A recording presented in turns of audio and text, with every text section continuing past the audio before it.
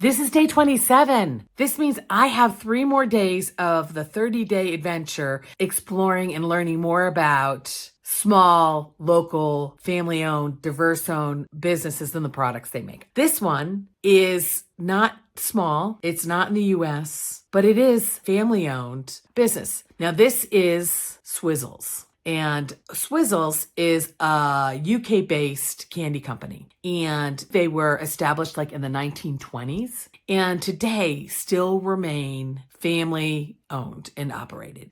And I think that's important to celebrate. You know, as I talk about some of these small businesses, this could be their future if enough people believe in their products and buy their products. And think about all of the wars and all of the conflict and all of the things that happened between 1928 and now. There were plenty of things that happened that could have really put this company out of business, but it didn't. They persevered, and they are a leading candy company in the UK. Okay, so let's learn a little bit more about Swizzels.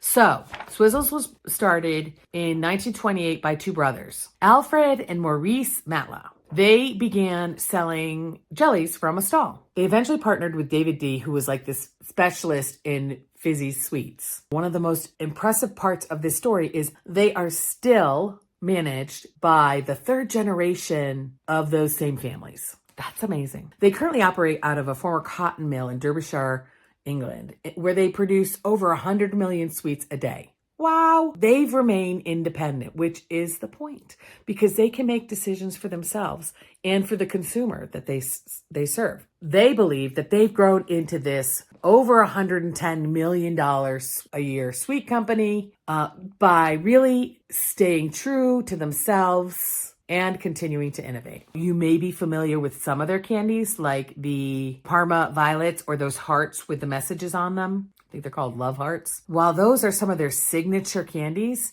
they've also innovated to remain current with the times.